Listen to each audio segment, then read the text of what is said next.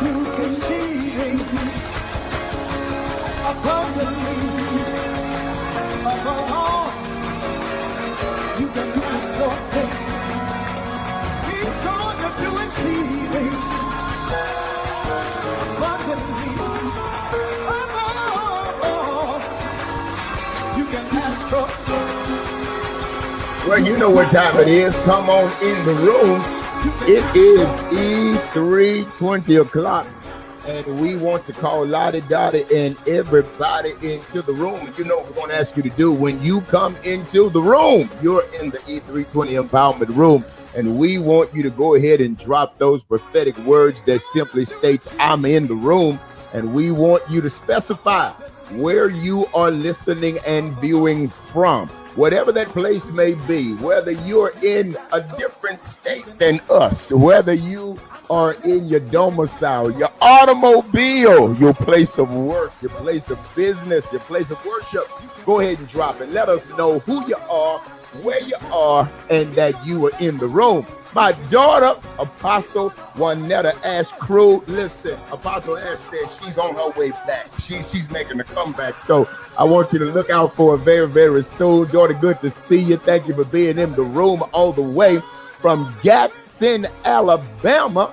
Also, thank God for my cousin, LaShondra, all the way from Big D, Dallas, Texas. Thank you so very much. Pam, I see you. You're in the room. Okay, Pam, I see you in the room from Tulsa, Oklahoma. I see you. Thank you so very much for being in the room. Also, I am so very grateful to have all of my great co-hosts. They say they're in the room. They are already leading the way. I want you to be the pathfinder as they are the trailblazers, and go ahead and put in the chat, add highlight, add followers, and let everybody know that we are on and that they've got to be in the room. We've got to talk about this very sensitive but yet very necessary subject on today. We began this about 2 weeks ago, and we are going to take it to the next level on today. So again, we need all of you to help us accomplish that. And when you get in the room, just simply say, I'm in the room. Dr. Pam, I see that you're in the room today as well. Well, family, you know how we do it. Without further ado, I want to go ahead and present to you the one and the only. Nobody can do it like she can. She's going to welcome you formally into the room. My daughter, Apostle Gwendolyn Alexander, come on in and tell them what they got to do when they get into the room. Well, hello. Look like y'all done already packed this room out. Look, we have room. There is still room. Call the people. Shoo them. Tell them come on in here off that porch. It's about to go down. Y'all know what time it is. It's E320 o'clock. And don't leave out Lottie, Dottie, and everybody. We want everybody to experience this level of freedom, this level of joy. Come on in the room. We want to know we're touching lives across the globe because it's the teamwork that makes the dream work. Boy, sit down over here and we finna do something. Come on. Make room in here now. It's some room in the balcony. Even those with the helmet. Just come on. Come on in the room. I see you. Is that Yucca Valley, California? I see you. Tag and share and tell somebody it's going down in the room today. Ah, God have mercy. Bishop, you know what? Expectation is the breeding ground for a miracle. And we showed up expecting something, and all them cheering to come in here and sit on this divan. Shut that TV off. It's about to happen in here today. Come on in the room. Bishop, we're back in your hands, sir. Well, thank you so very much, Apostle Alexander. And again, I am so honored to have sharing with me. You know them already, but just in case it's your first time in the room, let me formally introduce and then yet present to others my son all the way. I call him the mayor of 29 Palms, California, Apostle Perry Ford from the Sanctuary Church at 29 Palms. Apostle, thank you, man, for being in the room on today. What are you expecting God to do in the room? I'm expecting promises to be met and promises to be fulfilled as we continue to talk about who's holding your letter. Hey, hallelujah. Listen, I felt something on that. I felt something on the word expectation when Apostle Alexander put it out there. I felt promises when Apostle Ford put it out there. Here is what I need you to do. Put in the chat, I'm expecting fulfilled promises. Would you put that in the chat? Man, listen, we're getting crazy already. We're putting our faith into action already. Put it in the chat. That's what I'm expecting. Nothing less. Tamika Sanders, good to see you. Yucca Valley. Thank you so very much, Pastor Dwayne Phoenix. Thank you for being in the room as well. Prophetess Natalie Morris, my cousin, Kimberly Williams Henry. Thank you so very much, cousin, for being in the room. Baby D, thank you for being in the room on today. Thank you, my son. Prophet Kelby Berry is in the room all the way from Garland, Texas on today. Listen, guys, you can't be selfish. You got to invite somebody else to come in the room. Let's go ahead and spread this like church gossip and let them know that we are on the air and it's E320 o'clock. Well, I'm also so very grateful to have sharing with me my daughter right here from the Impact Church South. We call her KC, Evangelist Kimberly Clark. KC, what do you believe God's getting ready to do today? I'm expecting healing. I'm expecting people to get language for their wounds so they can really start healing from them. Jesus. Did y'all hear that?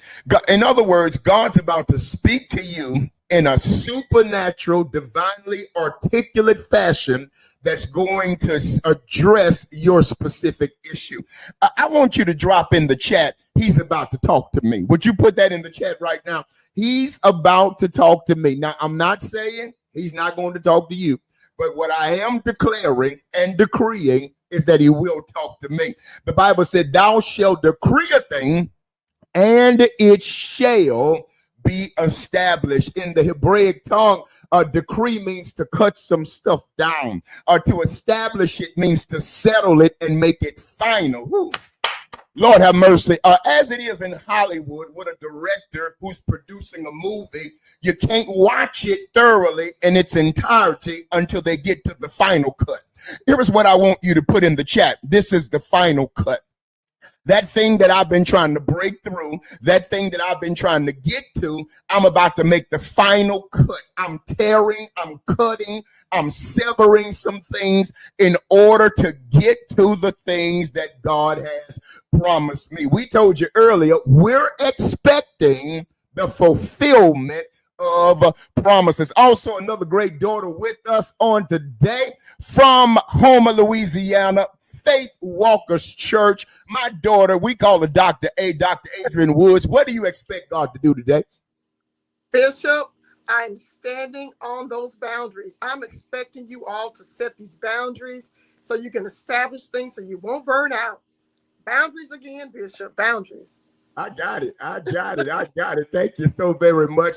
We're going to create some lines of demarcation, because when God starts fulfilling the promises, speaking the language that we need to hear for our healing, bringing us into the reality that he has promised to bring us into, cutting and severing, giving us the final cut, we've got to know how to create lines of demarcation, and they manifest as boundaries. That's some good stuff on today. Well, listen, without further ado, I have another great grandson with me on today. He hails from 29 Palms, California Sanctuary Church as well. I call him Pastor T. Pastor Terrence, what do you believe God's about to do today? I'm a believing granddad. Again, thank you for being on here, and to my spiritual father, both of you guys, for allowing me to be on here again. But I'm expecting God to rain identity and purpose on here today as we discover who's holding our ladder and why we are holding the ladder. So what you're suggesting is God's getting ready to identify the specific people that's going to help us ascend to the place where purpose is calling us. So we have promises that we are expecting to be fulfilled. God's speaking the language that's necessary. We're going to create lines of demarcation, but yet God's about to give the specificities of those who's supposed to be where. We're going to know who, and we're going to go know where in this season. That's some good stuff. Listen, last but certainly not least, my eldest, my beloved daughter, and whom I'm going to beat later. I love her so very much. Pastor Elizabeth Mason Taylor. Daughter, what do you believe God's about to do today? Thank you so much, sir. I am really looking for open manifestation, demonstration, and alignment within myself and within his people, because it's time. It's Hallelujah. time. I feel Yes, something sir. on that. The fulfillment of divine promises, giving language to our healing. We're going to create boundaries as a result, but then God's getting ready to give us the specifics or the specificity of the who and the where. But yet, guys, we're also going to come into the place where God's going to align us, but then God's getting ready. And I'm going to sum it up like this: to divinely prosper us. Now, here is what I need you to put in the chat. It won't make much sense right now, but remember, it doesn't have to make sense to make a miracle. Here is what I want you to put in the chat. I got the next move. Would you put that in the chat? I've got the next move. I don't know who I just prophesied to. I've got the next move, which means it's your turn. God's waiting on you to do that which is necessary for him to take you to the place where he wants you to be. Now, here is the next and the last thing I want you to put in the chat. I'm telling you, man, I feel the prophetic fire burning already. Would you put in the chat, my next move won't be my last move, but it will be my best move? Would you put that in the chat, my next move? And if that's too much for you, just put in there, my next move is going to be my best move. So I'm not out of moves yet. I'm just sitting up waiting for the time to start moving again. Well, family, you heard it right from these prophetic vessels, what we know God is going to do on today. As you continue to come in, I still want you to say that you're in the room. Let us know where you are viewing us from as we get ready to move forward. Now, today we're delving right back into the same topic we've been dealing with for the sum of 3 weeks, and that is the interrogative statement, who's holding your ladder? And our subtitle is Balancing Leadership, Loyalty, and Lifting Hands Without Losing Alignment. We are looking to build and to bless and to believe in those who help us climb. Can I prophesy again? We're looking to build, to bless, and also to believe in those who help us climb, because there is nowhere you've gotten to or ascended to that you got to by yourself. Can I tell you that success is never single? It's never singular. And failure is always plural, because failure has a family. Someone is depending upon your success so they can know they don't have to fail. And I believe God has aligned you with us on today. I see you, Irene, Shreveport, Louisiana.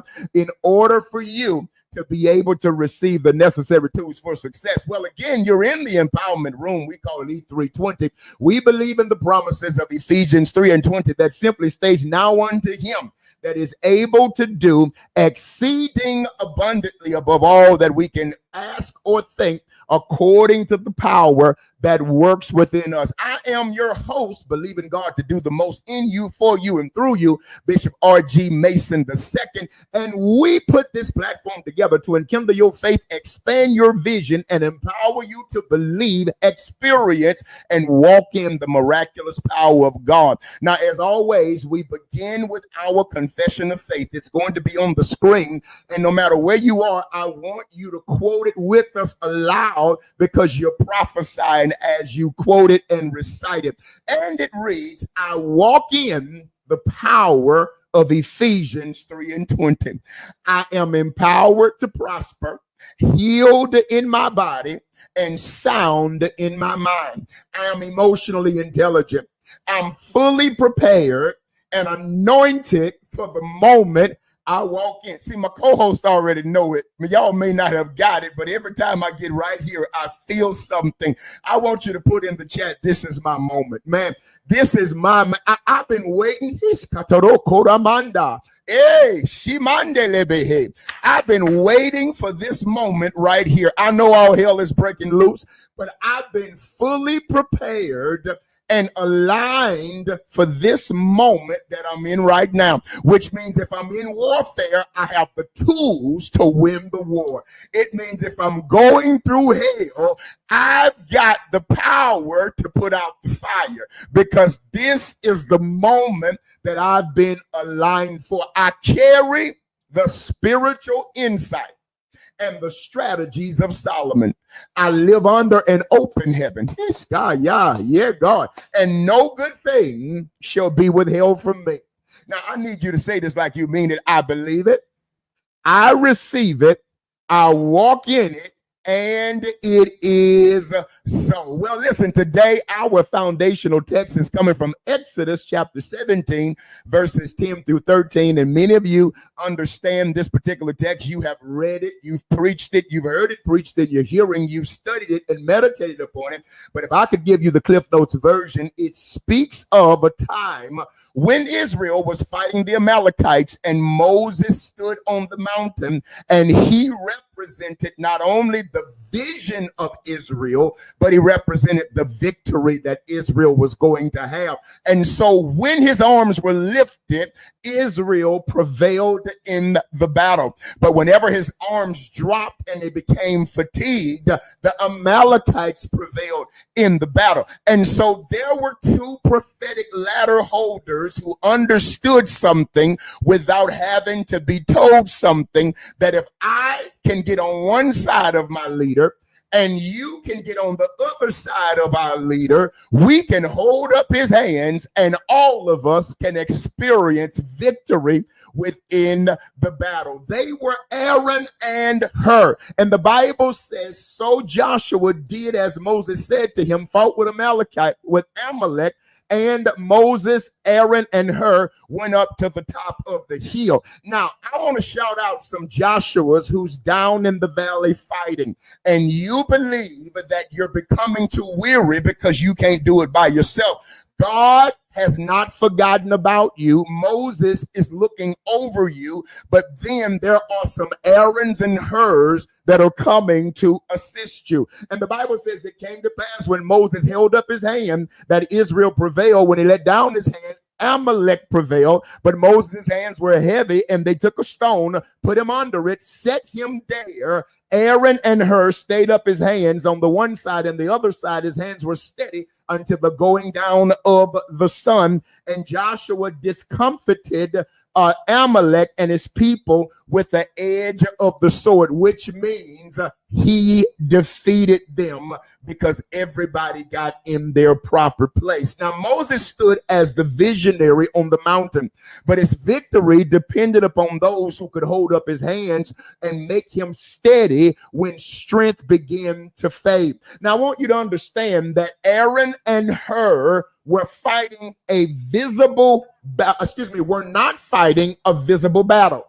They were holding up an invisible arm. Stay with me, because even though they held up the physical arms of Moses, they were holding up the invisible and spiritual arms of the leadership that ultimately kept Israel together. There's some leader here now. Your invisible arms are tired, and God says he's sending you some prophetic errands and some prophetic Hurs who's going to help you hold the vision together. May I prophesy to you, it's not falling apart in this season. I know it seems sketchy. I know it seems iffy, but you won't fall apart in this season. God's anointing somebody to come in your life who has the grace to hold you up. Would you put that in the chat? Somebody's coming to hold me up.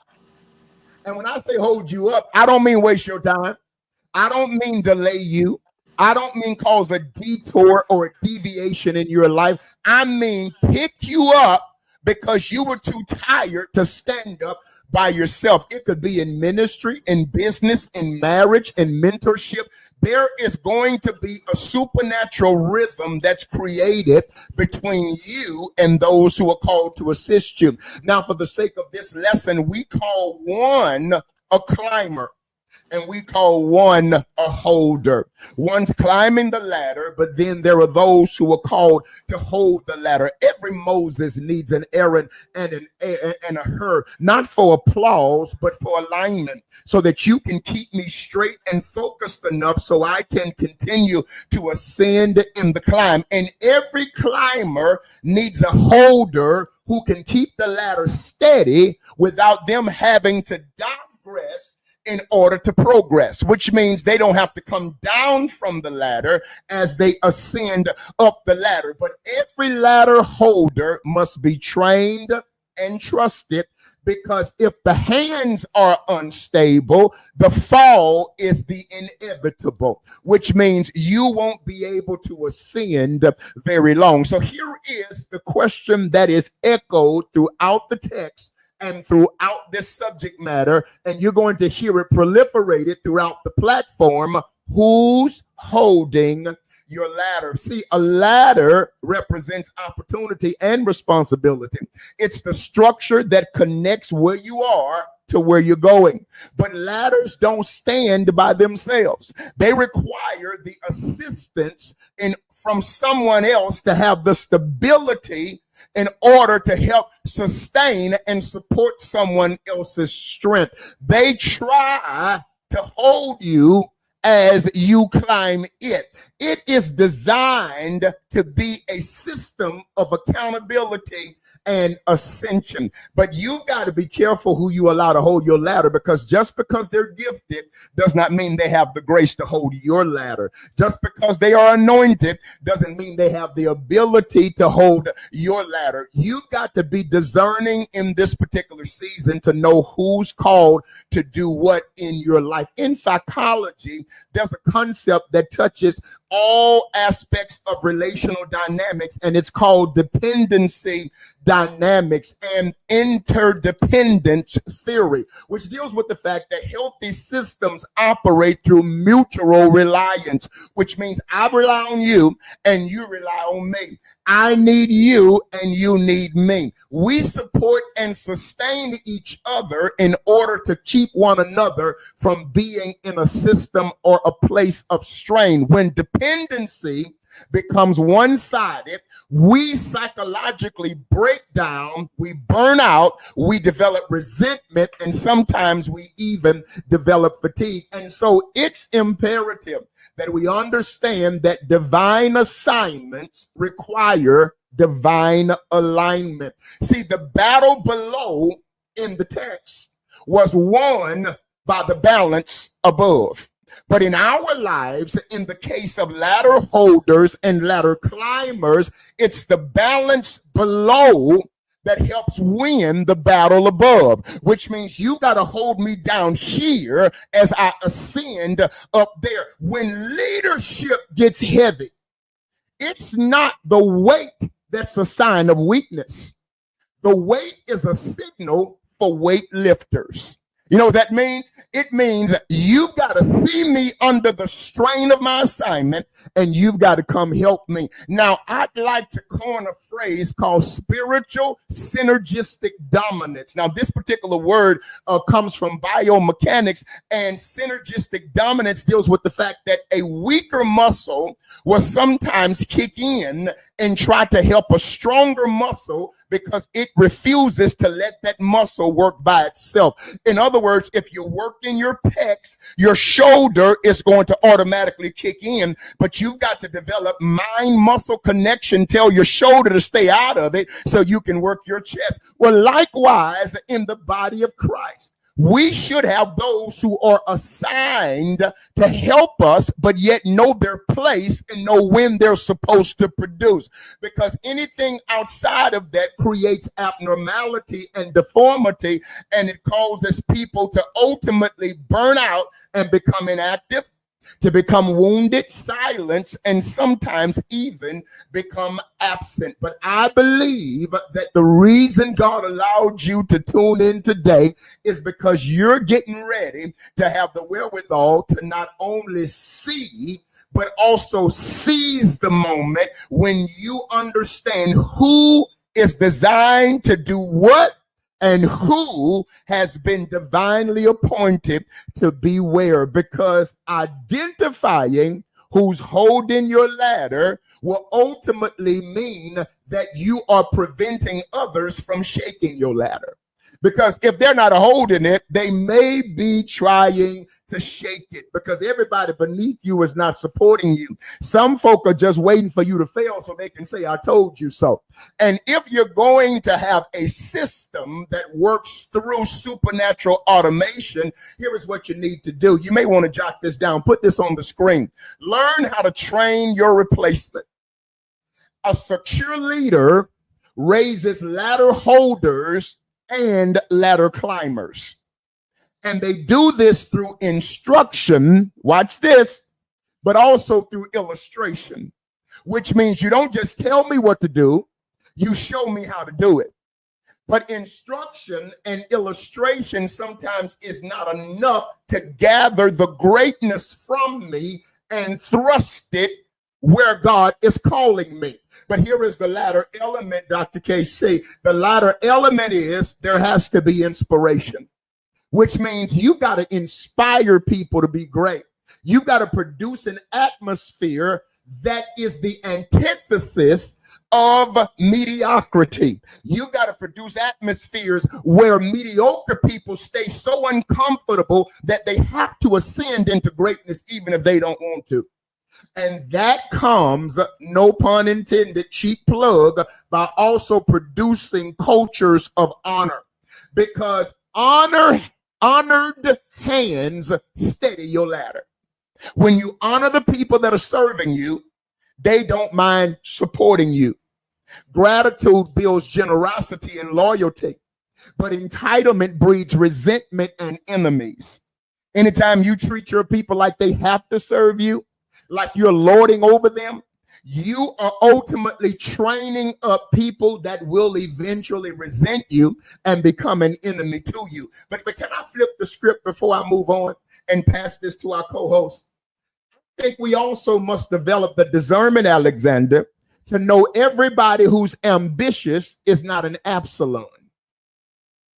Because we're so used to many times in charismatic circles creating inferior cultures that breed eunuchs who have no ability and no potency, so that we're not threatened because of our insecurity, that when someone reaches the full stage of maturity and understand their ability, we ultimately misdiagnose them as being Absaloms. But the reality is sometimes they're just ambitious. And if you don't want them to be great, stop exemplifying greatness in front of them. And here is the truth of the matter. Sometimes the reality is we have to check something within us to see why we're breeding those kind of people around us. Jezebel had eunuchs because she had to be controlling and manipulative and dominant. But she also had to have a husband called Ahab, which was a passive spirit, an apathetic spirit, which allowed anything to go. But if you study history, it took the spirit of Jezebel and the spirit of Ahab to not only give birth to eunuchs, create a conducive atmosphere for eunuchs, but they gave birth to a daughter called Athaliah. And Athaliah was an unruly spirit. It is said to be akin to the serpentine demon that ultimately manifests itself not only as the python spirit of divination, but Leviathan at the same time, because it uprooted and was so unruly until it tried to overthrow everything.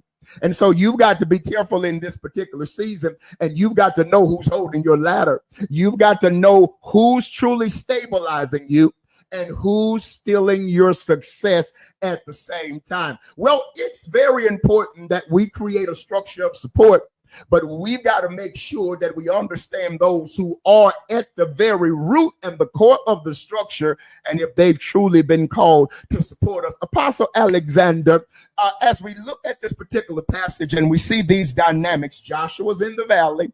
We see Moses, who's positioned and seated in the right place of authority. We see Aaron on one side. We see her on the other side. We have victory. We have that person in the valley who's fighting. We've got vision coming from Moses. We have one person on the one side who's dealing with the vicissitudes of life, those issues that are just coming. But then on the other side, we have another who's dealing with those issues that try to victimize us. When you look at this passage, can you tell this audience what it reveals about divine partnership and the structure of support in kingdom assignments? How vital and how important is that specifically for us in the times in which we live? Bishop, first of all, sir, you have just beat us to death with this word. We first understand that Moses had vision, but here is the lesson. Vision alone don't win battles. They don't win battles. And so Aaron and her, they were what you call stabilizers. No. No. There it is. There it is. Did you say vision alone doesn't win battles? So in essence, by default, I can be blind and have victory because my sight is not enough. Can you work that just a little bit before you go forward? Victory is favor. Victory itself is favor. You can have victory, you can have favor. Vision takes a team. When they see it, they'll run with it. You don't vision runners. And so vision, that's vision alone, it don't win battles. So you have Aaron and her, and I told the people where I preach the most, everybody's name in here is Aaron and her. You pick it. That's your name. And because you're a stabilizer, the unseen strength that upheld the visible leader. I don't see you. You see me at the top of the ladder, but you don't see the strength at the bottom that's holding the ladder. All you see is me going up, but I cannot go up unless this ladder is stabilized. If it's not stable, one false move, I'm going to fall. But I need the stabilizers. And so when we understand that God don't just call individuals, but he assembles teams. And so you can't just, I have to get rid of these people that say I'm a pew member. No, because team players are not pew members. Even when I watch y'all's favorite football team, the Cowboys, all y'all on mute, don't nobody say nothing. The team that's not on the field, the players that's not on the field, they walking up and down the sideline. They're the cheerleaders. And so you're a stabilizer regardless of where your position is. You may not be at the bottom of the ladder, but you somewhere get in position to hold it. And so it's the teamwork that makes the dream work. And we must understand that if we're doing something other than working the team, we are out of place. Absolutely out of place.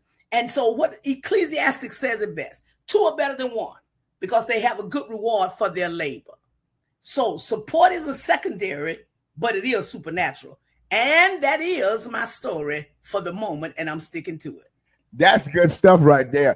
Again, it's secondary. It's not secondary, but it is supernatural. So it's important for us to have that support system. But one of the things I gathered from what you said is that we've got to be very careful who we choose to be those particular people, which means we can't be trusted to pick our team by ourselves. We need discernment to be the guide and the guys that we use in order to pick those teammates. That's good stuff. So Apostle Ford, I want to kind of tag that which she stated, and I want to coagulate it with your question.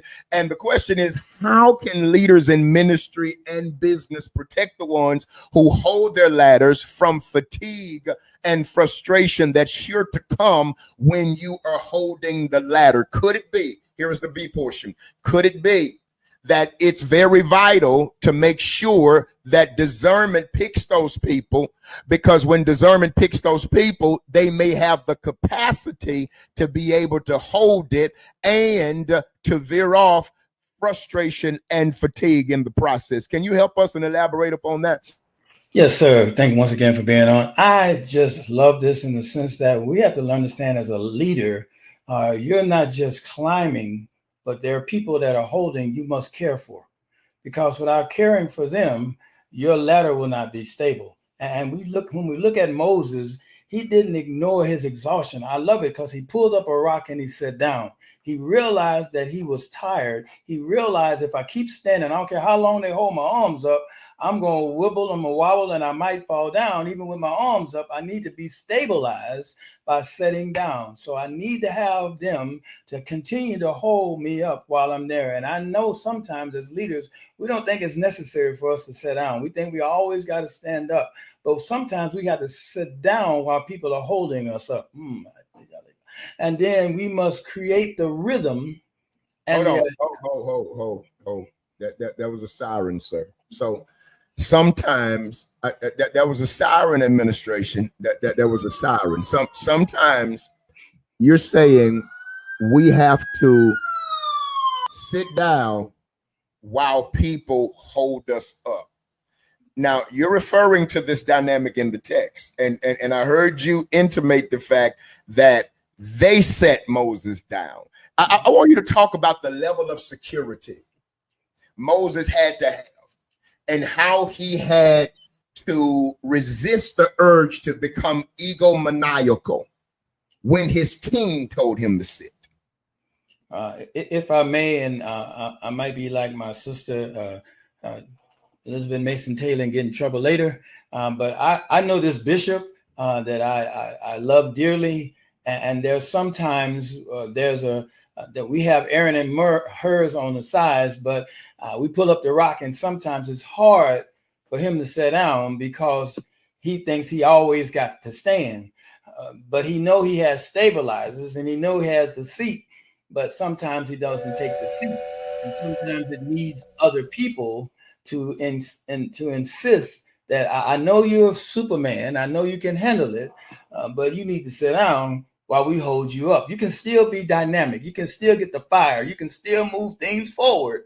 But in this moment, I need you to sit down, because if you don't sit down, you will never, you won't continue to go where you need to go. So we have to acknowledge that both fuel and affirmation. I got to acknowledge both of them. I got to acknowledge that they're there to help me. I got to acknowledge the affirmation of them. I got to acknowledge all this. And 1 Thessalonians 5:3-12-13 says, keep them which labor among you. And I love the second part of this. And esteem them very high in love for their work's sake. We got to learn how to esteem the people that are holding our ladders. We got to learn how to look at them. Hey, look, I appreciate you. I have armor, adjutants and things. And I always tell, hey, look, it's your anniversary. I don't need you to come here if your wife's sick. I don't need you to do something for me if it's your anniversary. I don't need you if it's your child's birthday. I need to let you know that I care enough about you that I can pick up my own bag. I can drive my own self.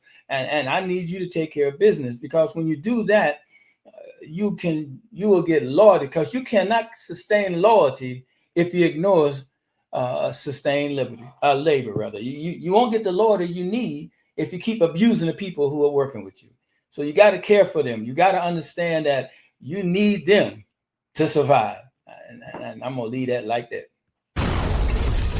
That is absolutely good stuff. And listen, everybody who was laughing while he was indirectly talking about me, you fired. Okay, listen, but seriously, seriously, Apostle Ford, we have to deal with this, and I'm going to throw the lob over to Dr. A. But I think it's so necessary for us to create the balance that's needed within the service aspect of ministry as it relates to home and church. I tell our folk all the time, do not open my door if you don't open your wife's door. Don't hold my bags if you're not holding your wife's stuff. Don't get me anything if you're not buying her everything. Because the reality is, charity, you understand the old adage, begins at home and then it spreads abroad. But I believe there are some leaders who abuse the privilege, who ultimately don't understand that there's already a psychological battle going on when you have people who are either your age, a little younger than you, sometimes even older than you, who are serving you. That there's a psychological battle there already that's going on. They may not be egomaniacal and they may not subject themselves to it, but yet the enemy is there already. And when you lord over them without saying thank you, when you become a tyrant without showing the gratitude and latitude necessary to believe that they could be doing something else, and sometimes they should be doing something else, that can create a perverted dynamic by itself. Dr. A, I want you to tag into this, but I also want you to deal with the psychology between the relationship of Moses, Aaron, and her. And I want you to talk to us about the necessary interdependence that we must have in order to avoid leadership fatigue. But I want you to talk about the level of humility and the level of spiritual and mental and social identity that we must have in order to remain humble enough to have these proper interactions. Yes, Dad, Bishop, thank you again once again for giving me this opportunity. Psychologically, listen, one of the first signs, and it's just so loaded, and I need us to pay attention because you sound a little muffled, daughter. A little muffled. Can you hear me, Bishop? I'm sorry. Can you hear me now? Okay, that's okay. Okay. No, it's still a little muffled, and if we got to deal with it like that. But I know you're saying some good stuff. There you go. There you go. Okay. Psychologically, this is really loaded when it comes to this, because one of the first signs of depression is isolation, but one of the first signs of the deterioration in psychologically and mentally is depression. It's loaded. Bear ye one another's burdens, so you will fulfill the law of Christ. We are wired, our brains are wired to commune with people, to connect with people. And so when it comes to this relationship with Moses, Aaron, and Hur, they all played a part. But Moses played not only saying because he was the larger figure in this, but he played the biggest part because he was humble enough to let everyone do their part.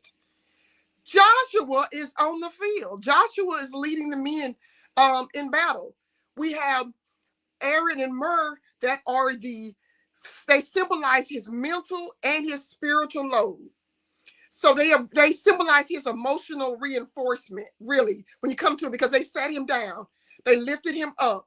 So they were there mentally, and they were there because when you think about his strength, the strength, of course, was in them helping him hold his hands up. God was going to do what he needed to do. But when you see what they were doing and letting him allowing them to do that for him and to keep him held up, you see that him not going to be isolated and deteriorating, knowing he was not in a place where he can do this for himself and allowing them to do it. It shows that leaders who isolate themselves will eventually deteriorate, because he could not have done that by himself. He allowed them to do it, and we saw the strengthening, and it gave us many, many lessons in this, because we see that isolation is really our exhaustion in disguise. Whenever we isolate, we're exhausted. We can dress it up as I'm spending time with God, I'm on sabbatical. You can dress it up any way you want, but there has to be a connection. Someone has to step in and hold that ladder. And you have to be man enough, woman enough to let them hold it and let them continue on so you can fulfill the law of God. Wow. Good stuff. Good stuff. Good stuff. I'm going to tell you, there's something I heard in what you said. And Evangelist KC, I want you to get ready to jump in here. We're playing double Dutch. I heard you deal with the fact that they got the stone, positioned Moses, held up his hands, but held up his arms. But I think also the text says until the going down of the sun, which means until the end of the day. Here is the reality. The text never gives us any indication that they were operating under supernatural power. They were operating under regular human ability and prowess, which also speaks to the fact that just like Moses got tired, I'm sure they got tired as well. And so, Evangelist KC, I want you to talk to us about the signs that those who are holding the ladder, the spiritual Aarons and hers that are holding up the arms of the leader, what are the signs that they're becoming weary, fatigued, disengaged, and ultimately burn out? And how should we respond to that? But when you start noticing them being silent, them giving like short replies, a lack of enthusiasm, lack of eye contact from those people who once helped you carry those things with you, it's not them rebelling. They're exhausted. It's fatigue. Sometimes the people holding your ladder, they're not tired of you. They're tired with you, as you were just saying. They've been. No. That was a siren. You said they may see. I was thinking they were tired of me. So you said they're not tired of me. They're tired with me. Yes, you got to work that some more. You got to work that because Alexander gonna preach it. Come on. Yes, sir. They've been carrying more than they were built to hold. And instead of them saying that they're tired, they just start disconnecting in little small ways. And as leaders, you can't really take that. No. You're saying too much good stuff too fast. So could it be that we create cultures where it's not kosher to say you're tired? Absolutely. And could it also be that we have to start intentionally creating cultures of transparency and candor where people can say where they really are without being ostracized? Can you help us with that one? Absolutely. There is a culture where, you saying you're tired, you're saying that you need a break. It's kind of looked down on, that you have to push through, that it's dishonorable if you don't. And so we have to start literally from the top down and be a different example to start changing that culture, because this has been years in the making where people feel like this.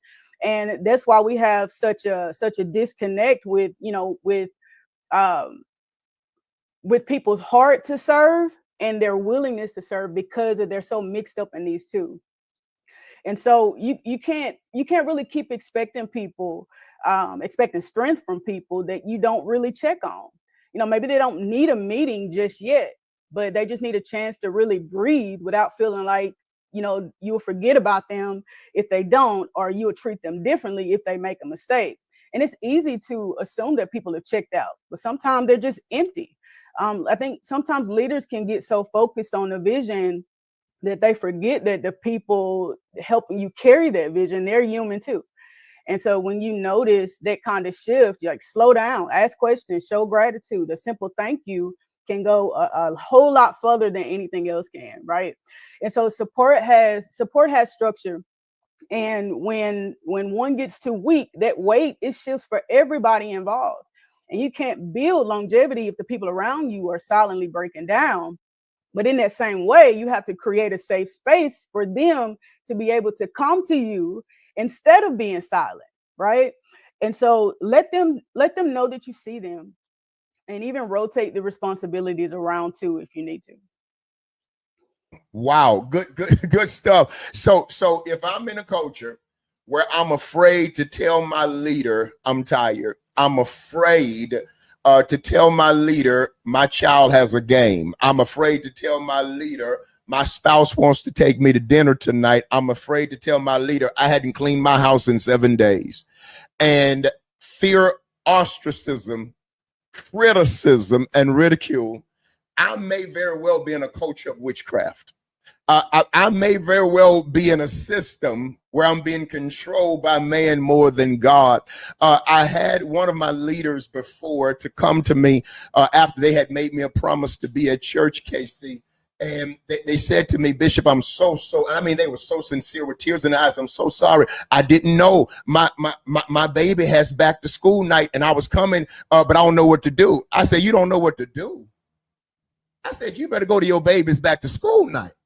That's as simple as that. I said, and I've had some do that about games and other things. Listen, these things come once in a lifetime. Church is going to be here. And the reality is, anytime someone guilts you into coming in, when there is a necessary and viable situation that calls for your attention, that's an environment of witchcraft. Now, let me bring balance. Because some of y'all are not committed, you're dishonorable, you're never there anyway. And so sometimes leaders just want you there because you're never there. And again, that does not give credence to someone telling you to choose church over your family. It's God, your family, and then church. That's the order of God. And we've got to get back to promoting that so we can build healthy homes. Healthy homes produces healthy churches, man. And when we understand that and we start at the core root and build healthy individuals, which creates healthy communities, which builds healthy churches, then we can see our visions fulfilled. And I believe that is so very vital. Now, as we shift forward, Pastor T, she's talking about so eloquently, like only Casey could, about building that culture where team members can be real one with another. Sometimes it shouldn't have to get to the pastor. Sometimes you should be able to go to another team member and be real enough to say, hey, pray with me because I have the wrong spirit, or pray with me because I don't feel it today. Help me to get to the place where I need to be so I can increase the fire and not hinder the fire. How does teamwork and your military training of discipline help maintain balance between those leading and those holding the line, those climbing and those holding the ladder? How can we create that balance? Well, first of all, Granddad, they came over here today. They are throwing bombs, dropping bombs. I don't even know. Oh, Jesus. Anyway, so first of all, listen. Any Marine would tell you that when we're on the line, it's not about the rank. It's about rhythm. The mission only moves when everybody's moving in sync. And you can't shout, cover me, if the one next to you is still scrolling through their ego. Well, you didn't say cover me, sergeant, or you didn't say cover me, corporal, or you didn't say cover me, evangelist, prophet, whatever. If you are concerned about that versus moving, then discipline without unity is going to cause chaos. So discipline without unity is chaos in disguise. And I've learned over the 2 combat tours that I have done is you don't fight alone. You fight with alignment, because disorder is the devil's favorite door, and the kingdom alignment isn't optional. It's survival. Hold on. See, I tried to help you at first. No sirens, discipline without unity is disorder. You come back with this devil stuff. Man, you can't say that and just keep moving. You got to explain this stuff, man. Come on. Because disorder is the devil's favorite door, and the kingdom alignment isn't optional. It's survival. The anointing flows through order, not opinion. But before we shout about destiny, we have to check our formation. You can't fight spiritual battles with emotional soldiers. So some of us want the victory of Moses, but we don't want the discipline of Joshua. You want to hold on to the rod, but you don't want to hold the line. No. Give him a siren and a thunder crash. Both of them. So you said we can't fight spiritual battles with emotional soldiers. I don't even care if you answer the rest of that question. Matter of fact, that question that I asked you initially, we gonna call that old and past. I need you to work that right there. Lord have mercy. And Granddad, and this is something I've been on all week actually. Is we holler faith, we holler all of these different things or whatever, and we want to fight these battles, but your emotions are not intact. You holler faith, but you're still worried. You holler you want to be healed, but you're not doing the necessary steps to be healed. So we can't fight these spiritual battles when your emotions are louder than your faith is. So I don't know. The mission only wins when the leader gives direction and the holder gives devotion. Teamwork is literally warfare, and alignment is your honor. Your armor, excuse me. You can't claim kingdom victory if you keep breaking rank. And now that's my story, and I'm sticking to it. Teamwork, Lord have mercy, is warfare, and your honor is your armor. Lord have mercy. Listen, come on, my baby girl is coming, and Pastor Elizabeth Mason Taylor. Listen, you've heard all this good stuff concerning teamwork, concerning people being properly aligned and in their place from a business and relational standpoint. How can one identify when it's time to add extra hands to the ladder? Because these hands may have become fatigued. Or watch this, these hands may have served their purpose because we're in a different season, which may require a different set of hands. How can one discern when it's time to pivot and make that particular shift? You use the word discern, but I really want to say this. Most of us know that it's time when we experience growth. However, truth be told, most of us don't identify or recognize it's time to add hands until we start experiencing failure and loss. Loss in business, you're losing customers, loss in your marriage, there's a disconnect in the marriage, things aren't what they used to, complaints from the children. We used to do this, now we're not doing that. When you start experiencing loss, most of the time, that's the time when you start saying, I need to figure out what's happening and what's going on. And then that's the time when you start trying to rebuild. Start trying to, yes, I understand. I understand. But that's the time that you start recognizing, if I don't make a change now, I'm going to lose it all. Yeah. Yes, sir. Yes, sir. It's not all the time when growth shows up, but most of the time, 95% of the time, when failure and loss shows up is when we identify change needs to take place. Yes, sir. So let me ask you this. John Maxwell talked about failing forward and how it's necessary to be a part of the small percentage of individuals who plan to fail. I know that sounds contradictory because we all plan to succeed, but failure many times is going to be the inevitable. Thomas Edison was asked, why is it that the light bulb took 99 failures before he had one success? And he replied, I didn't have 99 failures. I had 99 steps to success. And the reality is sometimes you have to fail in order for you to learn from your failure in order to thrust forward. My question to you, you talked about that loss, and you know the old adage is that an ounce of prevention is worth more than a pound of cure. How can we get to the place where we put in proper maintenance and we stop waiting for stuff to break down? We stop waiting for the losses to occur, and we start putting in safety and pre-maintenance measures. How can we do that without you shouting too much off it and falling out the chair and ruining this whole podcast? Can you talk to us? I'm going to tell you this.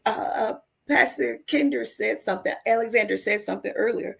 The vision runners.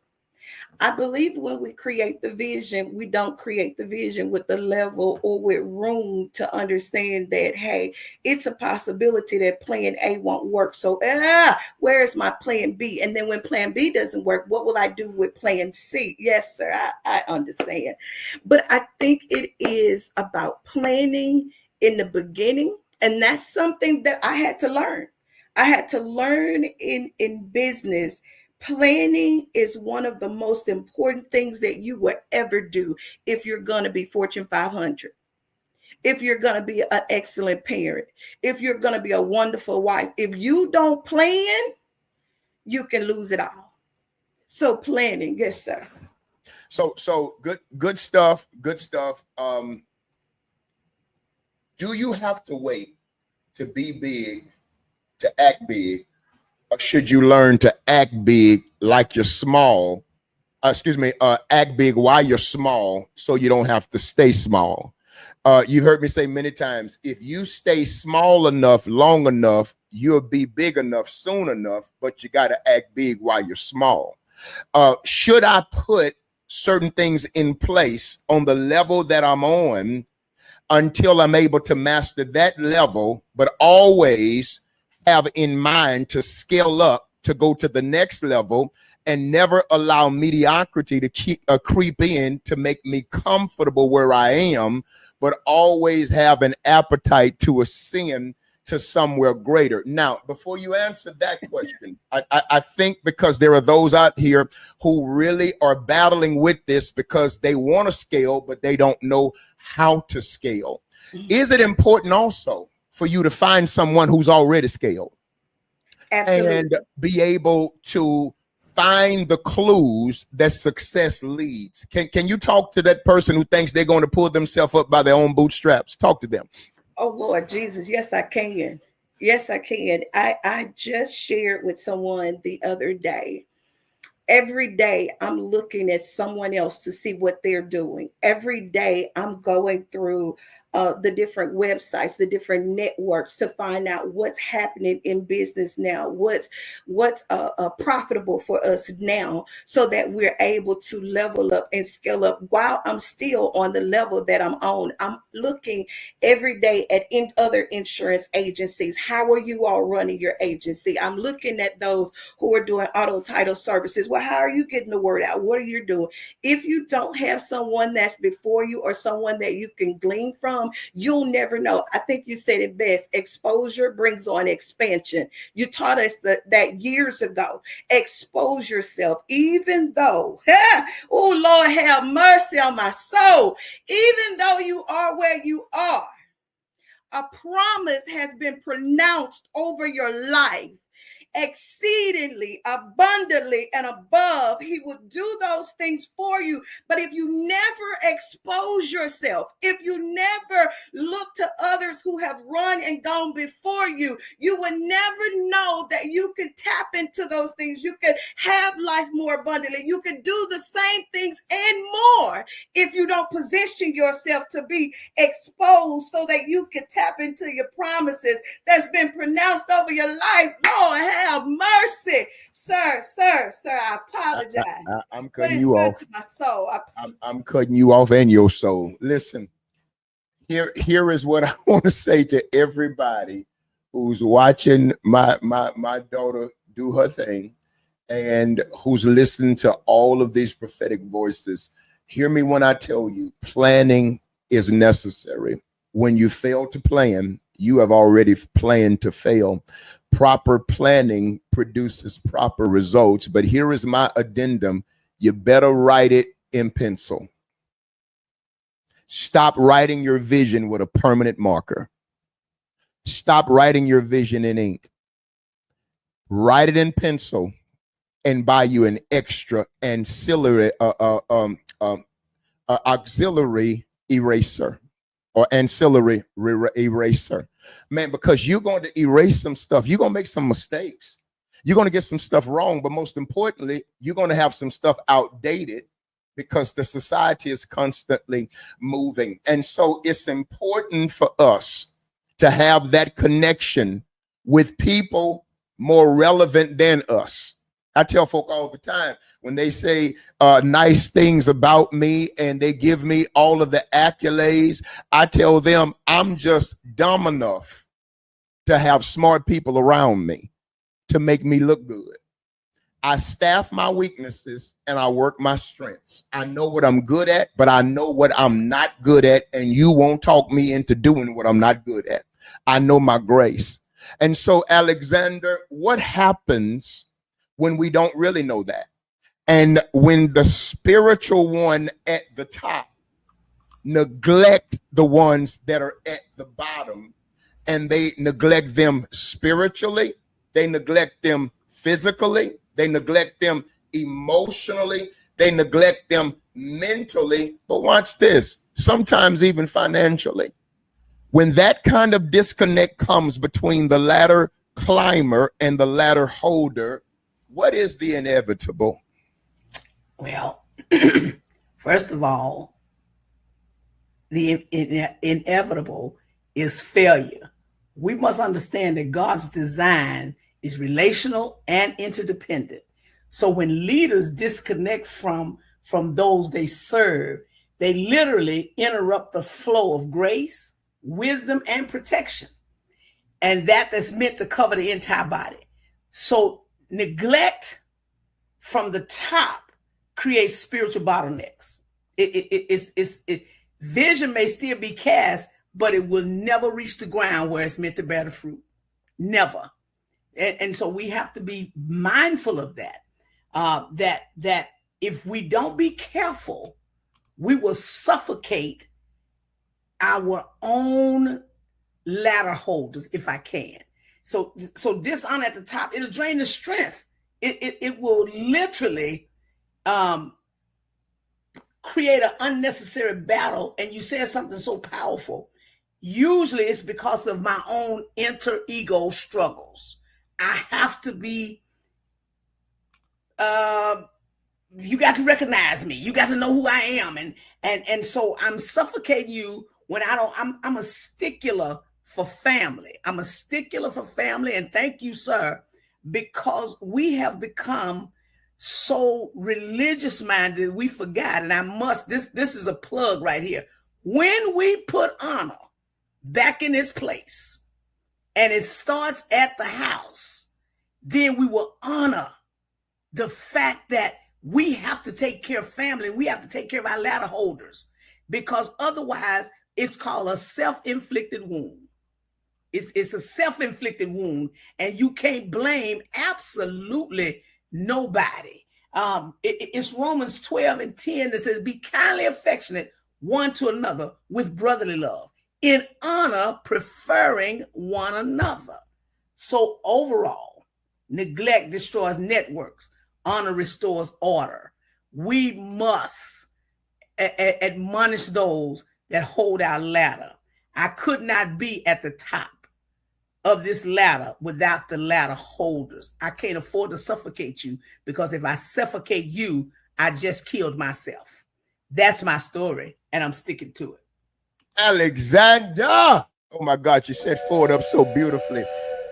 Listen, so you heard me use the terms auxiliary, ancillary. And I think sometimes, though, we mean well, and I understand for those of you who are in the educational field, there are multiple meanings for auxiliary. One means support system, but here's the thing. Most times it speaks to something that's subsidiary or supplementary, which means it's there to provide help if needed.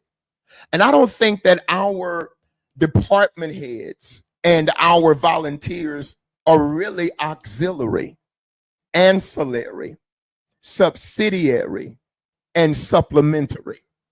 I believe they are of necessity, because we can't do what we do without them doing what they do. And I believe it is that level of disconnect that sometimes make me lord over them and make me hold positions over their head and use witchcraft power positioning to maneuver one and put the other there through gaslighting, and make you feel like you're going to miss something if you jump out of line, because you can't get no anointment if you're not in my alignment. When reality is God anointed you. I don't want to mess up nobody. But the truth be told, we sometimes, because of our misunderstanding of our support staff, we fail to recognize them, and we fail to honor them properly. There's that word again, Alexander. But Ford, what happens when that disconnect comes within the dynamic of the ladder holder and the climber, and there is no longer any reverence or respect? I will not make the ladder holder the offensive and the climber the defensive. I will not even do it vice versa, because again, that disconnect within the dynamic can come from either side. Can you address that, sir? Yes, sir. One of the things we have to understand is sometimes as leaders, we get caught up on who's holding the ladder and how long they have been holding it. And we stop discerning and do a check-in. Like just a few moments ago, I got an email from AT&T and said, check my battery. And they gave me a list of things to check to make sure that my battery was correct and was functioning as it should be. We don't check in with the people that are holding our ladders because they've been there for a while. So they automatically, but we don't realize that off to the side, people have been murmuring in their ears. They've got uncomfortable, they got unhappy, they got disillusioned. And then people are telling them, well, hey, you just being a flunky, you're just doing this. And they think now all of a sudden they think they're being under control rather than submission. And they think in submission, meaning I'm decreasing myself and elevating you. Because I started late in ministry, everybody that I served was always younger than me. And it never was an issue to me about the age of the person. It was my purpose to serve. When you put aside all these other things and know what you're called to do, you never look at the person's age or whatever. It's what I'm called to do. I'm called to serve you. And I love that in spirit and in truth. I'm called to serve you. So I don't have to look at anything. And if I can't get the right support while I'm going up, then I'm going to be shaky on my ascension to my destiny. And people, you have to look down and be concerned about who's holding it, because they've been with you for 20 years. No, yeah, they've been with you for 20 years. But one of the things I'm learning is longevity does not mean loyalty. It just means you know how to stay. And when you look at this contradiction, yes, because we gotta go, because these people need a turn. I'm trying not to stop you, but you said longevity doesn't always mean loyalty. It just means you know how to stay. Yes, sir. So throw the rest of the question away. Throw it away. I didn't say THROW. I said throw. Throw it away. And I want you to focus just on that for the next 2 minutes. Will you do that for me? Yes, sir. What happens is we look at people and we see them where we think they should be. And because they've been there and because they was always at the party, they always open the door, but we never checked the heart of the person. Even when they was going around looking at who's going to be the next king, everybody looking on the outside, but nobody ever checked the heart. As leaders, we got to start checking hearts, because we do the outside work is not working. Check the heart. You can see little things, but you dismiss them because they've been there for a while. Sometimes they will walk away from the ladder and you'll never know they're gone, because you continue going up thinking the person that was supposed to hold it is still there. And when you come to talk about vision and things, I remember when it was time for me to leave from where I was, I couldn't hold his ladder anymore because his ladder had nothing to do with my destiny. And I didn't want to leave him shaking as he was climbing. So I had to say, hey, look, sir, I can't be a ladder holder. Not that I don't love you or respect you, but my situation has changed, and I don't want to be holding something that's not holding me. I'm almost getting like Elizabeth. Don't you start. I can't do this. So in that vein, I need to check the heart. I need to do a regular checkup with everybody, talk to everybody, have lunch with them, and then look and discern, not just sit up there going, oh, you're doing a great job. You need to listen to what people say, because you can hear what they're doing. Lord have mercy. Lord have mercy. Sir, if we did not have these other panelists, that would be the coup de grace. That would be the crescendo. I promise you. Listen, family, here's what I want you to put in the chat. And this is going to take a sincere move of humility. Lord, help me to know what I have the hands for. I want you to put that in the chat, and I really need you to ask God that with sincerity. I don't care what your position is. I'm asking him for me. If I don't have the hands for this anymore, help me to remove my hands from it. Let me be honest and transparent enough with myself first, and then with those who I'm called to serve or walk with and lead or lead with, to say to them, I don't have the hands for this anymore. That's going to take great humility, but it's so necessary, because here's the reality, family. When you keep your hands on something that it shouldn't be on, you contaminate the entire ladder, and you make it difficult for those who are supposed to ascend to be able to climb. There is a level of codependency, family, that can be created between the climber and the ladder holder.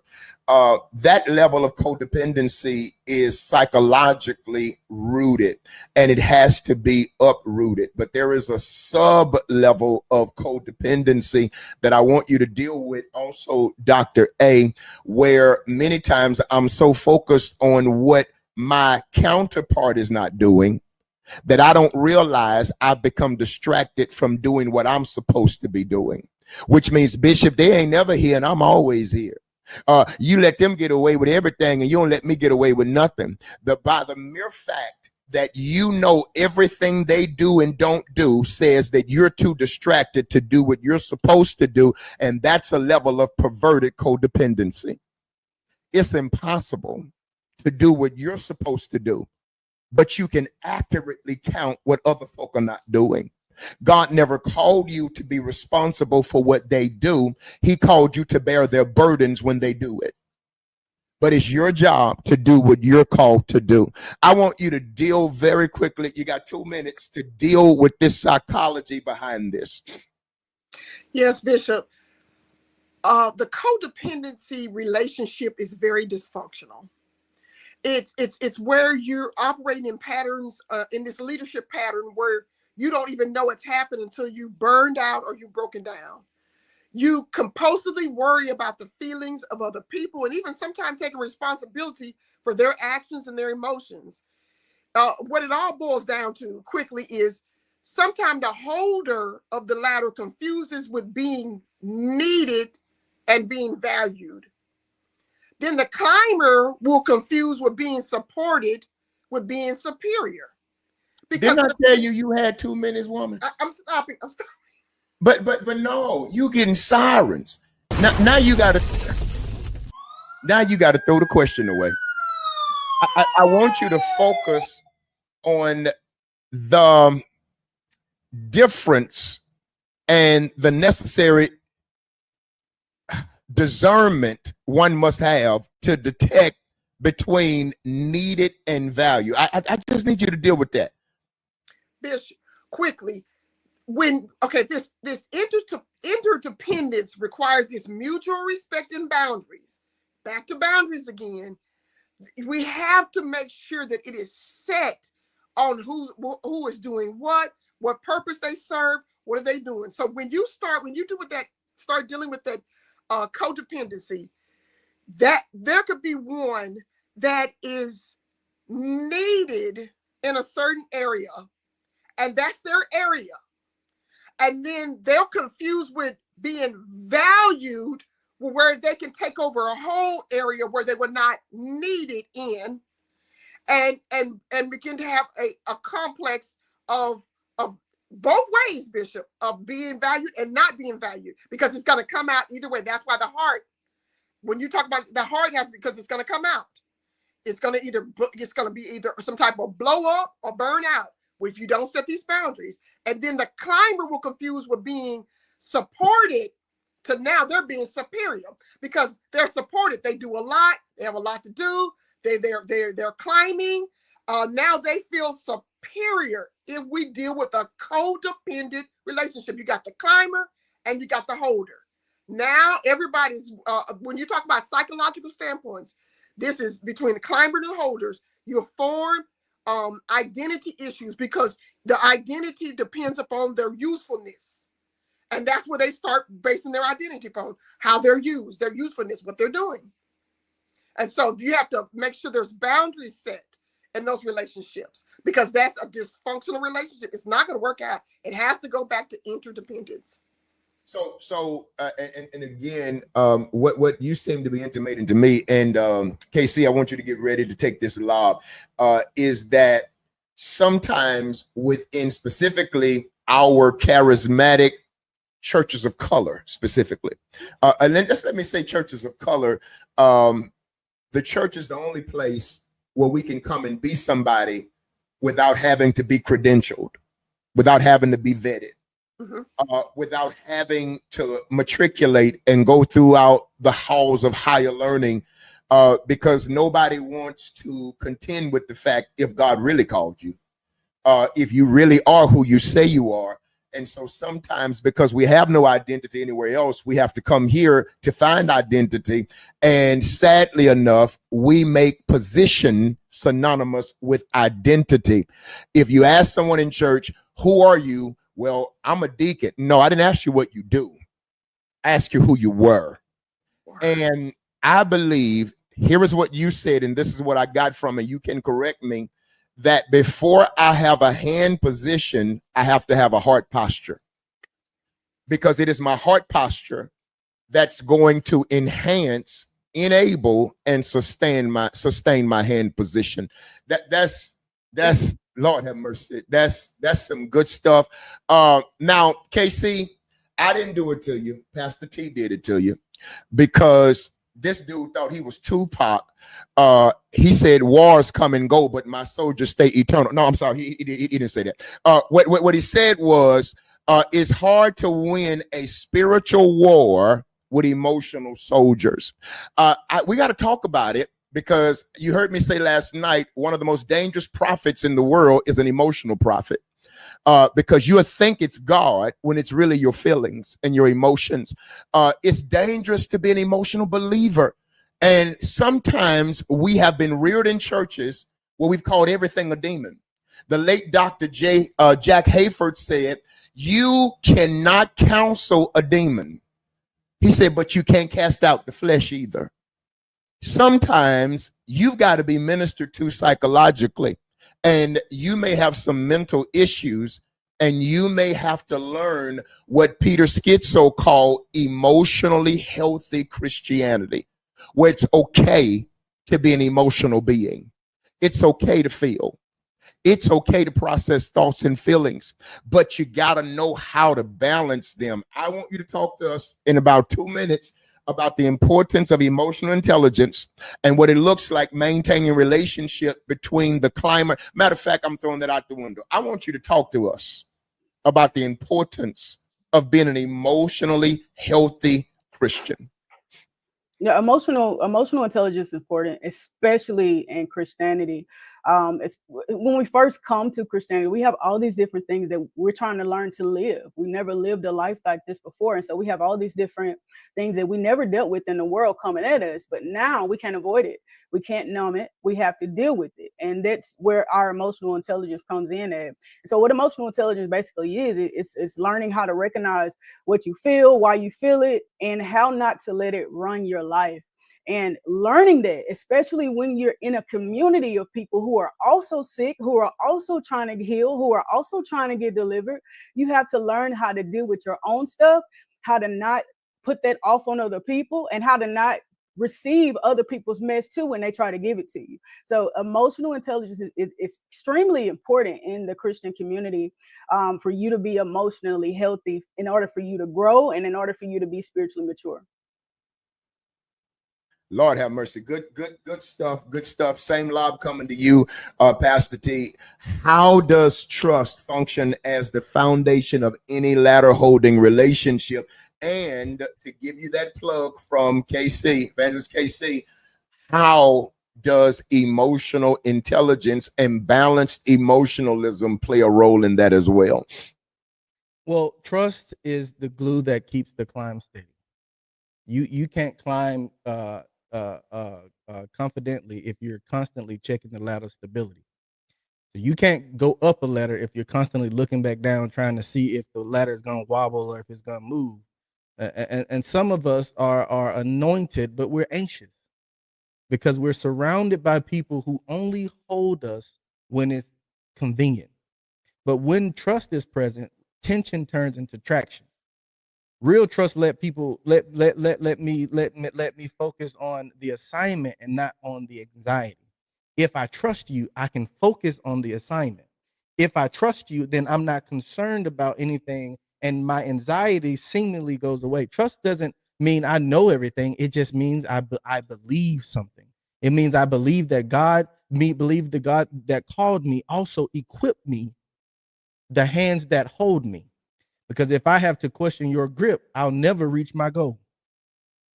Faith gets you started, but trust gets you steady. Your ladder can't. See, this is what I'm talking about. We have one more person who's got to answer their question, and you're selfish. You're just selfish, Pastor T. Come back one more time and reiterate that, please. You don't need people who admire your climb. You need people who anchor your calling. Faith gets you started, but trust gets you steady, and your ladder can't hold the weight of your loyalty can't carry. See, trust isn't just about them, it's about you. So some of us got to stop trusting other people because we never heal from who dropped us. And so many of us, I see this a lot. Many of us are still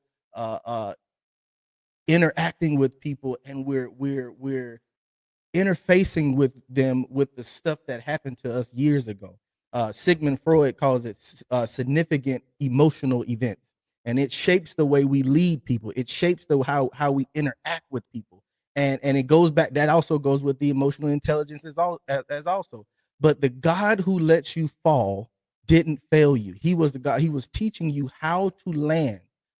Trust says I can't stand against even after I fall. And when you learn to trust God enough to trust people, you stop climbing in paranoia and you start climbing peacefully.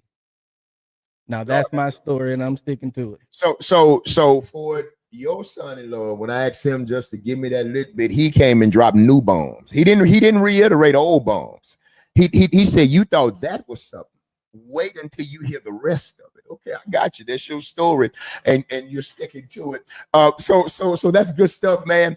Listen, this is going to be the final question, and here is what I want those of you in the audience to do. Those who are logged on with us, I need you to drop in the chat what you feel about this ladder holder and ladder climbing dynamic. If you have a question, ask the question.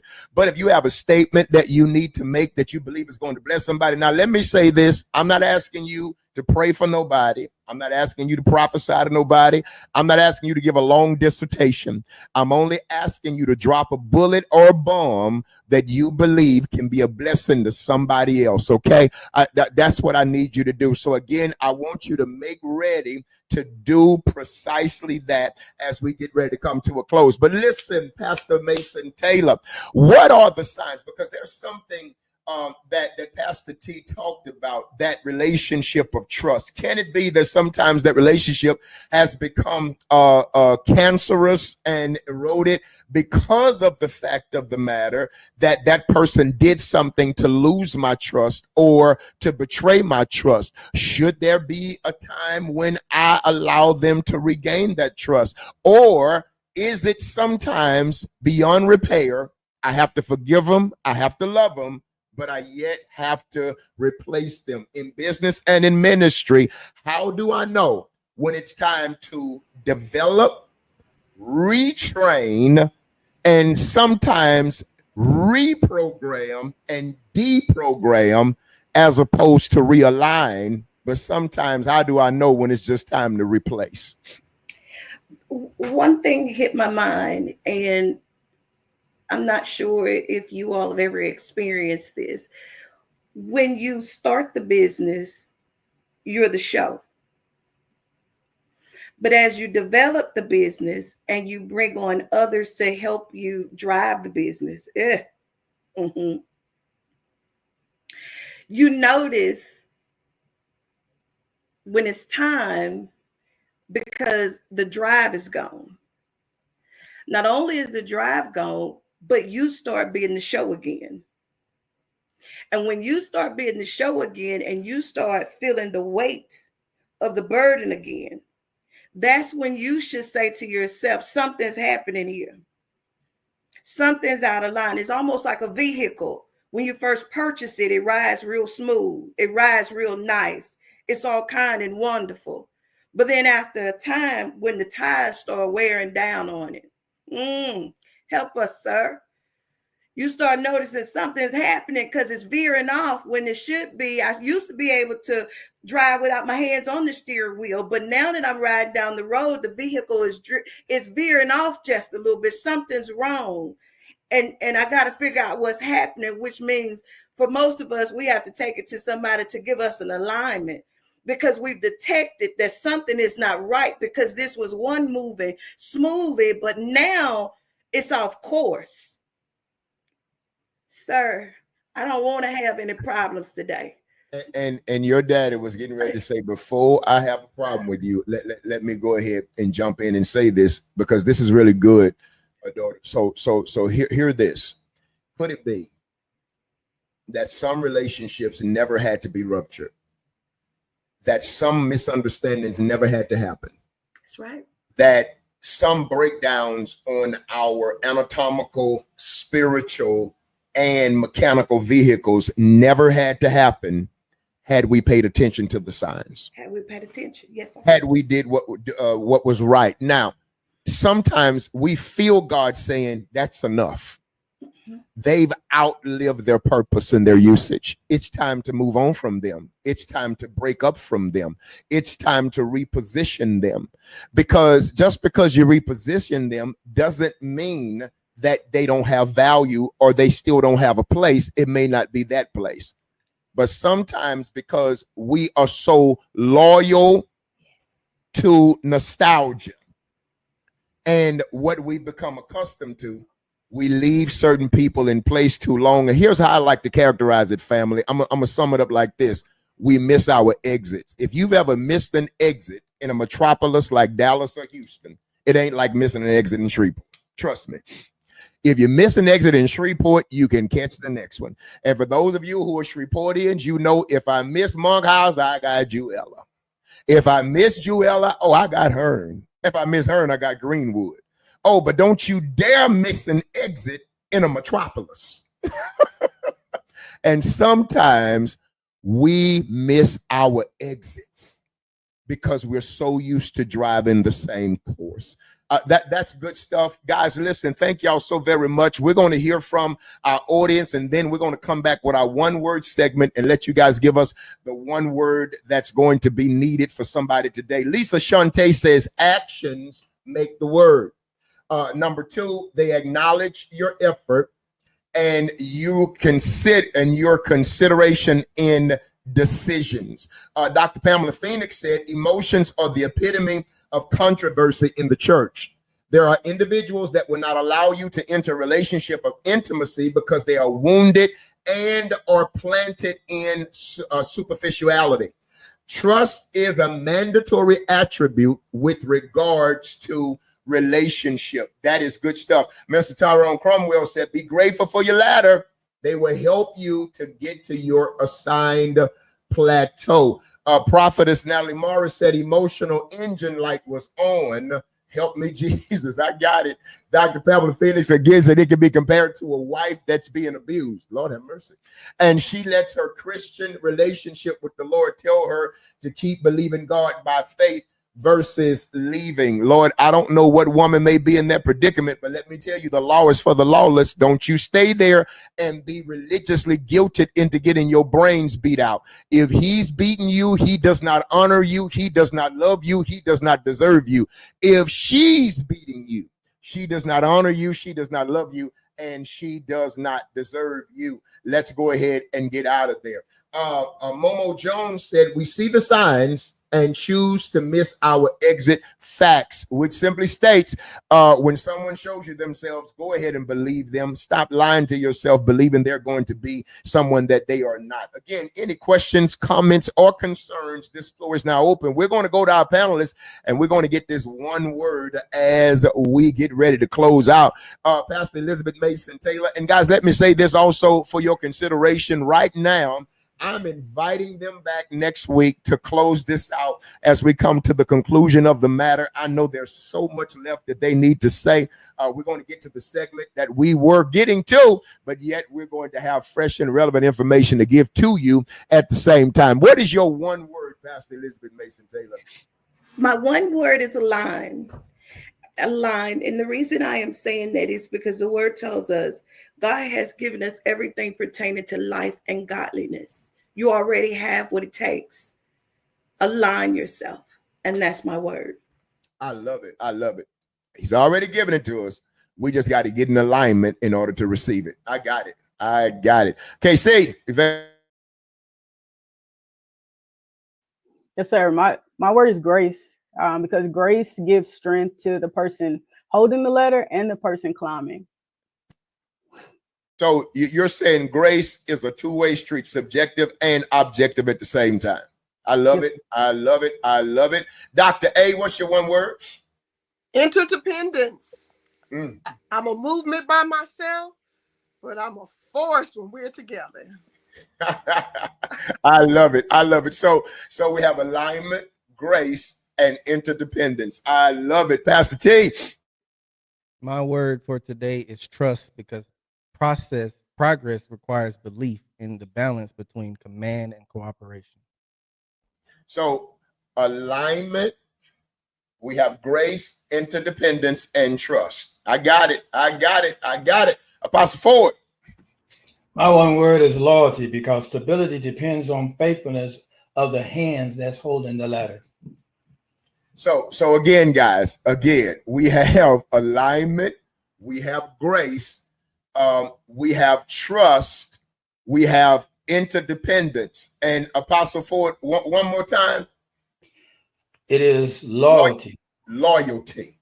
Do y'all see this gumbo God is making? Alexander, you're going to close us, but just give me that word, because a word is a fragmentary part of a sentence. Let's go ahead and make this sentence real quick. Come on. Let's say succession. Woo. Succession. It's So the word. where there is alignment and there is grace, there is also going to be trust. Mm-hmm. There is also going to be interdependence. It's going to create loyalty, and it's going to give birth to succession. Isn't the Holy Ghost wonderful, y'all? You can't make this up. You can't. We just gave you the ingredients for succession. What that means is we've given you the necessary components to make sure you build something that outlives you. And it's not legacy if it dies with you. That's what we all should be looking to do. Pour into someone, duplicating ourselves, creating a legacy so it doesn't have to end with you. Alexander, I want you to go ahead and pay specific attention to those in the audience. They may be dropping their prayer requests. They may be dropping their answers, their comments, concerns, or questions. We want you to address them. But then we also want you to get ready to give them the opportunity to do what it is that they need to do. And then we want to pray for them. And we're going to close out by giving them the takeaways to take home. We're in your hands. Thank you, sir. I want to, those of you that are in the audience, your prayer requests, we're getting ready to pray. We're getting ready to pray. And you may have your one word. We're praying that legacy. We're praying that God give us what it is our hands of grace to do. And so that's what we're praying now. We're preparing now to look to the Lord. Father, it is again, sir, that we say thank you. Thank you for this day.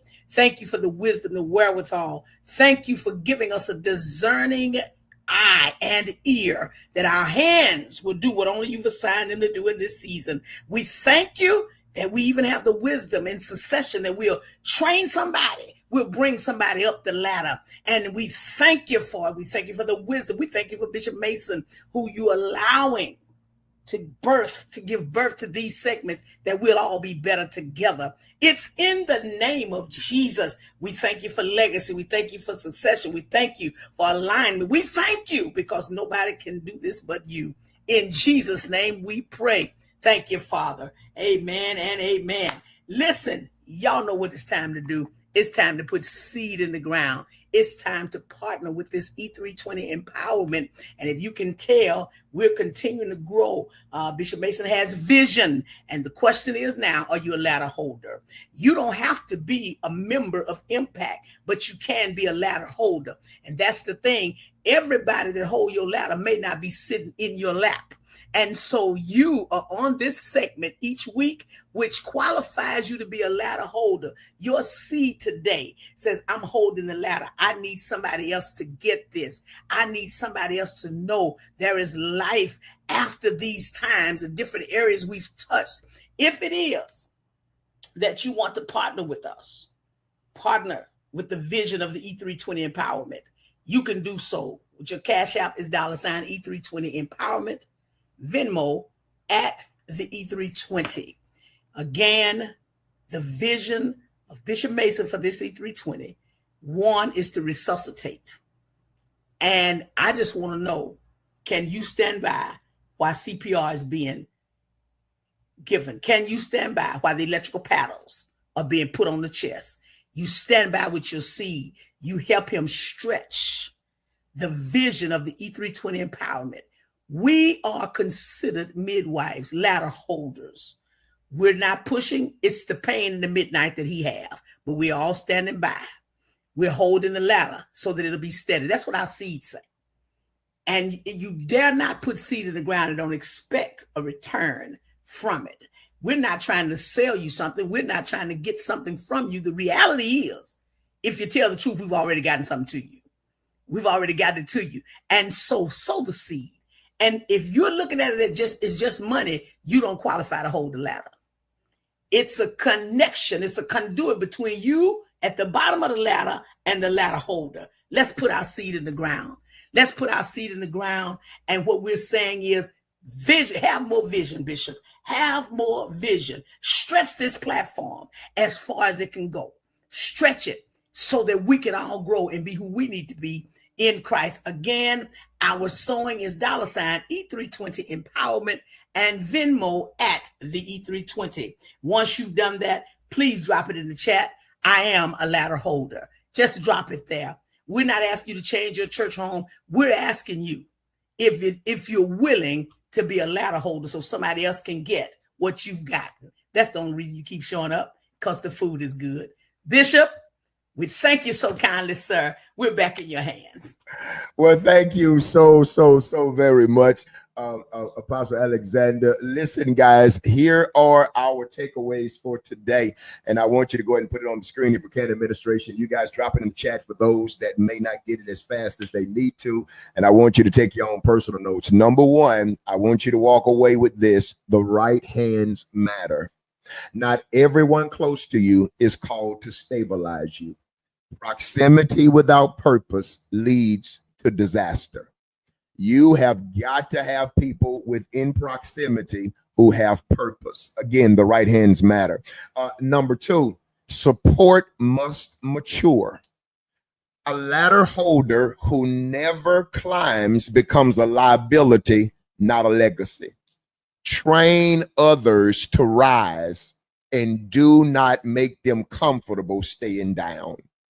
Number three, discernment is protection. Emotional attachment cannot replace spiritual assignment. Test the fruit, not your feelings. Because sometimes your feelings will pervert the fruit or the perception thereof. Number four, boundaries prevent collapse. You don't protect your ladder by accident. You protect it with clarity, accountability, order. And here's one word I want you to add to that, administration: intentionality. Again, clarity. And then you test it also with accountability, order, and intentionality. Number five, honor builds stability. Again, honor builds stability. Relationships that are rooted in honor keep the ladder steady and the climb safe. Now, we're talking and ending with this concept of honor. Those of you who understand my latest work, The Honor Code, you understand, some of you've read it. It has been a blessing to you, pastors, leaders. We want you to take it to your jobs, teach it to your employees. Let it become a part of your onboarding process. Teach it as your Bible study. I'm asking everybody who can and will to partner with me and help me spread this message of honor so that we can ultimately be honorable people who walk in the love of God. The Spirit of grace says something to me this morning. He said, son, it's impossible for you to be honorable and not be loving. And it's impossible for you to be truly loving and not be honorable. By this shall men know that you're my disciples, that you have love one for another. In other words, that you know how to properly honor each other. And so again, if you want an honor code t-shirt, they're going to put that information on the screen. If you want to get this book, it's going to be on the screen. I dare you to go and visit our website, where there is a vast array of resources that can help you through some of the things that you're going through, if not all of the things. Can you put that on the screen as well? We're going to make one last confession and charge. That's it. Stan.store/Rasby G Mason 2. I dare you to just go take a browse. It costs you nothing to do so. But guess what? You not doing so could cost you a whole lot. And so I want you to do that. Here is our final charge and confession about our ladder holding. Let's say this together. Now, I will no longer climb without clarity. I will no longer give sacred weight to unstable hands. I choose honor, I choose order, and I choose discernment. I will value myself enough to expect safe support. And I declare by faith that those who hold my ladder will not just steady me, they will grow, rise, and climb themselves. I am covered, I am supported, I am safe, and I am steady in the assignment of God. One last time, can we do it? I know you didn't trust me at first, but now that you've heard it, can you trust me enough to recite it? Let's do it. I will no longer climb without clarity. I will no longer give sacred weight to unstable hands. I choose honor, I choose order, and I choose discernment. I will value myself enough to expect safe support. And I declare by faith that those who hold my ladder will not just steady me, they themselves will grow. They will rise and they will climb themselves. I'm covered, I'm supported, I'm safe, and I'm steady in the assignment of God. Well, there you have it, family. Listen, we have come to the conclusion of the matter, and I am so very grateful that you stayed throughout its entirety. We didn't just talk about climbing. We talked about holding. We talked about surviving the climbing. We talked about having the right kind of support. And so until next time, I want to declare to you, whether me, Apostle Perry Ford, Apostle Gwendolyn Alexander, Dr. A. Adrian Woods, Evangelist K.C. Kimberly Clark, Pastor T. Terrence Sandifer, and my daughter, Pastor Elizabeth Mason Taylor, meet you right here on the air, or we meet you in the air. Here's a promise. We will see you again. We love you. Grace and peace. You can ask for, you can ask for, you can ask for. I'm trying to tell you, you can ask for. You can ask for. You can ask. He's gonna blow your mind. You can ask. He's gonna make you way. You can ask. He's gonna open new doors. You can ask for. He's gonna open new windows. God's gonna do it. God's gonna do it. Y'all better